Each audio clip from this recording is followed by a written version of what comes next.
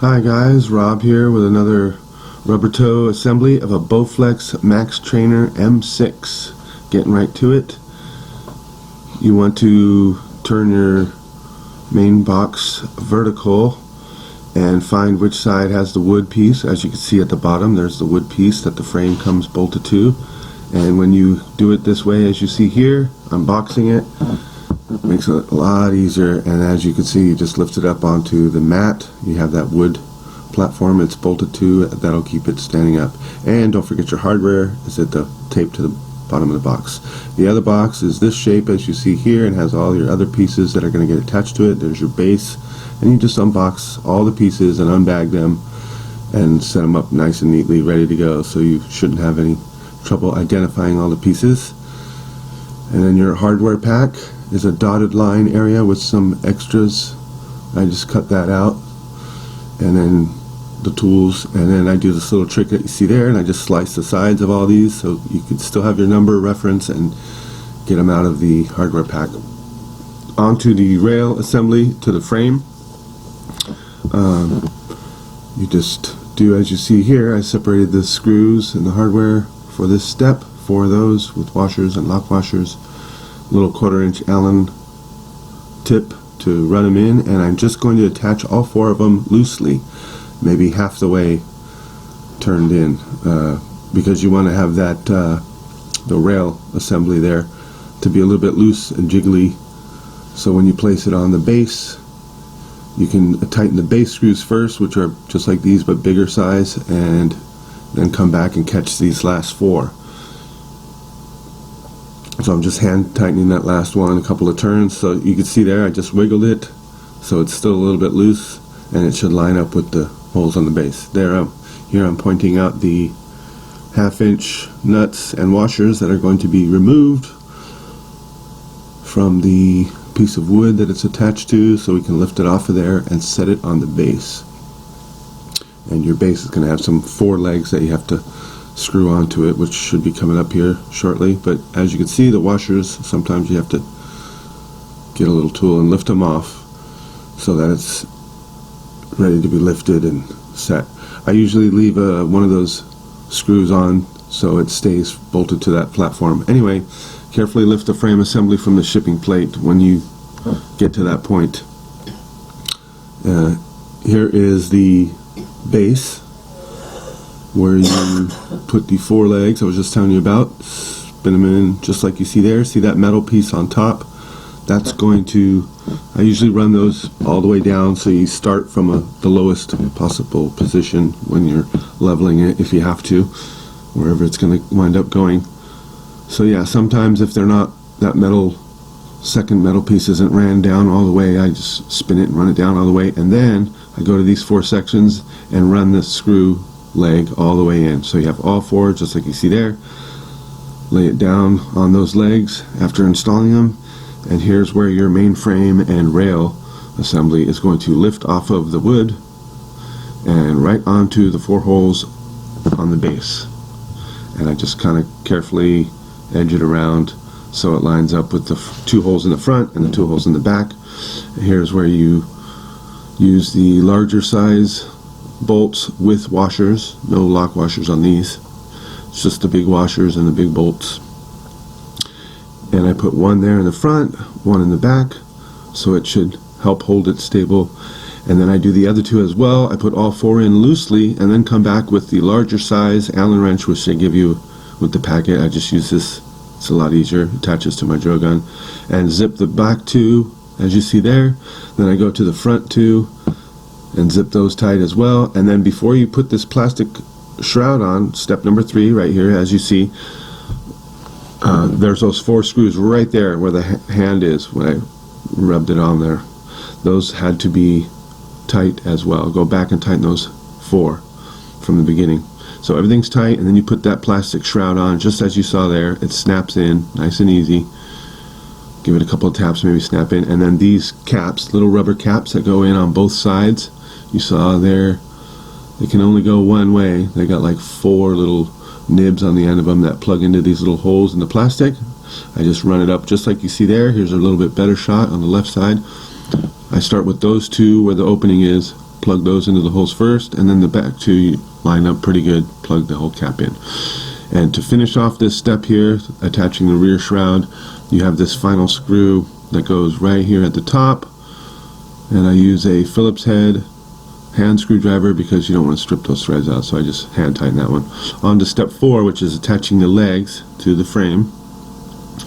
And the first thing is you take off this plastic with the grease already inside of it, and I rub the grease real good onto the little nib there where the arm's going to connect, so you got a nice greased up fitting.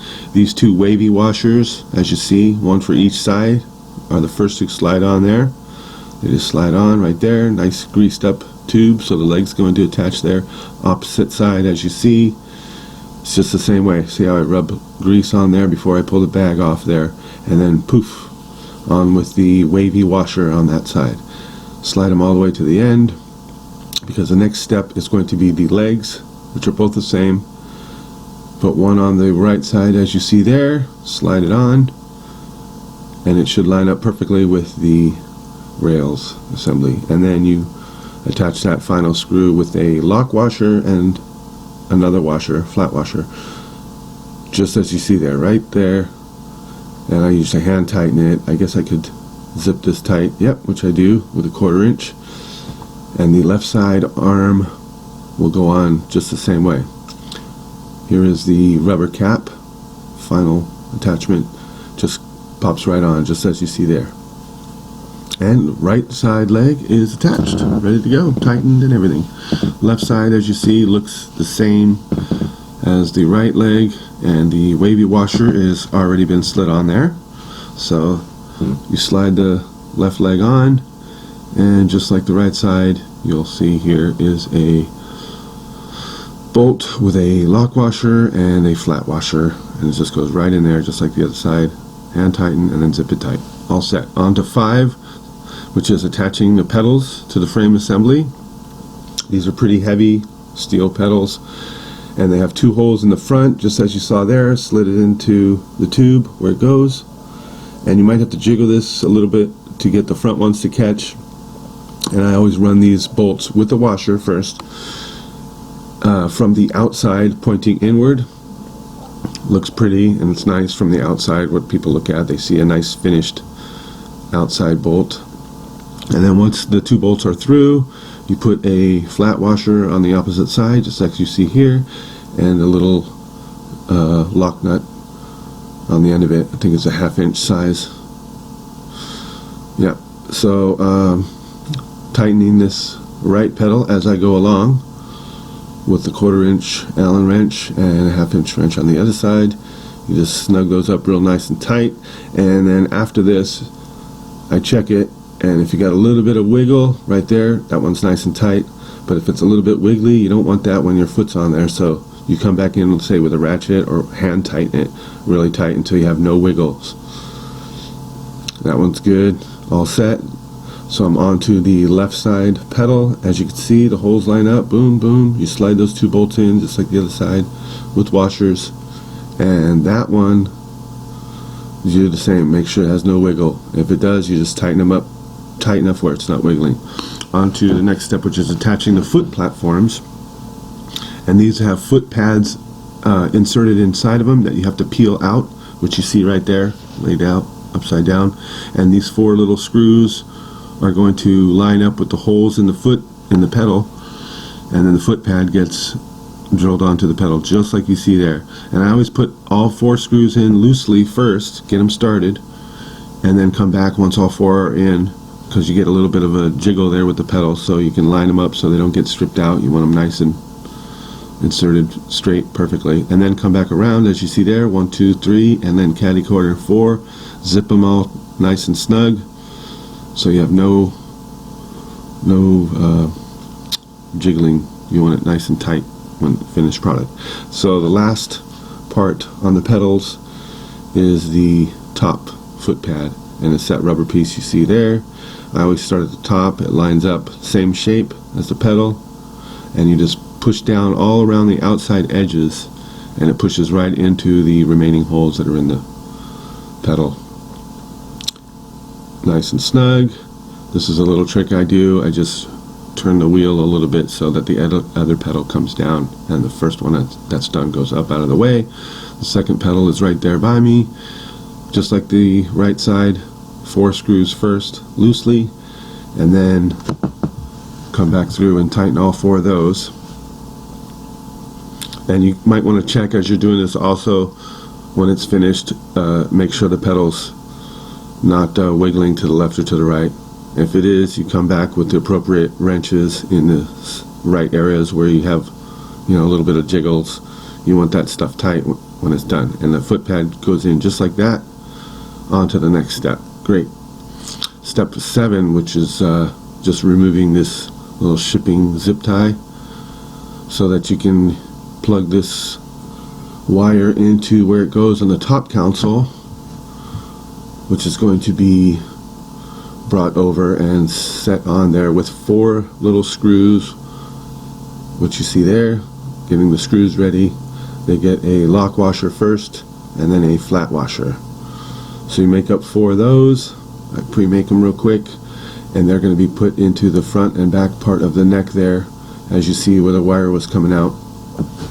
That wire is going to connect. It has a little snap connector on the end of it, as you saw. It's going to connect to that piece that you see sitting right there. That is your top console on this model, and it's going to slide on there, but as you're sliding it on there, you want to plug in the snap connector to right what you see here. Coming out the bottom of that console is the other end of the snap connector that it's going to plug into. So yeah, if you have 2 people, maybe one person can hold the top console while the other one plugs it in. As you see here, I'm holding it and plugging it at the same time. It can only go one way. See the little digit at the top there? Line that up correctly, make sure it's nice and perfect. No hurry on this one, take your time snapping that together. Make sure it's nice and set, perfect. Snap, just like that. And then you just tuck that away there inside the tube there. Make sure your wire's not getting pinched at all in any way, just like you see. And then you put these 4 screws that I made up with their little washers and lock washers on. I start with that one, catch the front 2. You can either catch them by hand or with a screwdriver loosely. And again, here I put all 4 in loosely. I'm using the drill there because I've done this so many times, and I'm just starting them just real quick, loosely, real slow, just like you see there. A couple of quick pulls of the trigger, nothing major. And then after all 4 are in, then you make sure it's nice and lined up straight, a little this way and that way, and you go ahead all the way in. Sometimes you can't get that top one. It looks like I lucked out here. Got it with that special drill bit. It makes it easier. There you go. And then I catch the bottom one, snug that one up tight, reach over to the front, make sure it's lined up straight, looks good, and then drill that top screw and then the bottom screw. You can also use a handheld screwdriver with the correct tip in it, or what they give you, which is the little Allen wrenches, which really takes a lot longer, but they do give you that. On to the next step, which is attaching the upper handlebars to your main frame. And you have a left handlebar and a right handlebar. Unlike the legs, which are both the same, these are different, and they are labeled with stickers, little round stickers, as you see there. I'm pointing right to it. Perfect. That one's labeled R. It's going to be your right side, because they do look very similar when you're looking at them on the ground, but one's designed to go on the right side and one on the left. And these are the same screws, only instead of a lock washer and flat washer, you just get the one lock washer. It will tell you also in the book. Only requires one lock washer on 3 of these. And again, here I put all 3 in loosely first, so you can see it's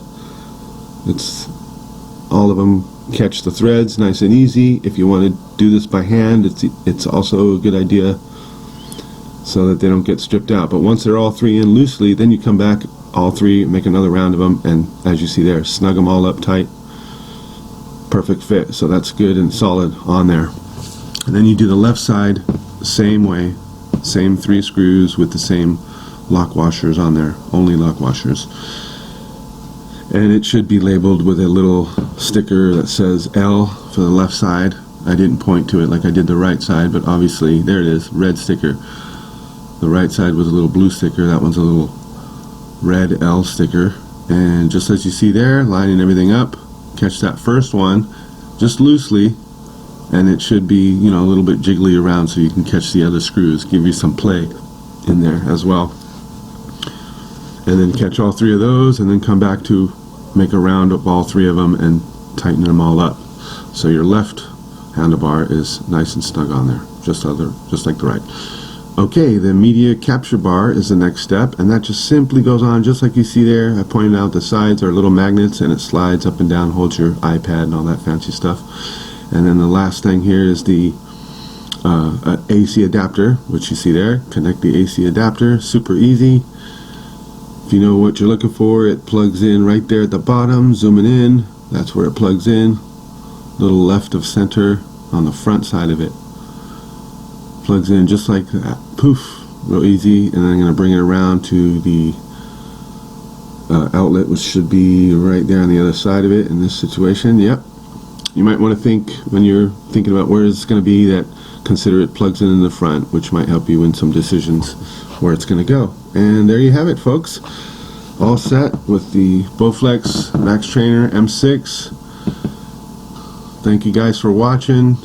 Appreciate it. Like and subscribe if you like it, and hopefully this video has helped you guys all put it together. Again, that's a quick setup, testing everything, make sure it's all good. Once again, another Robotech video. Thank you guys. Like and subscribe. Over and out. Rubber toe. Take care, guys. Bye.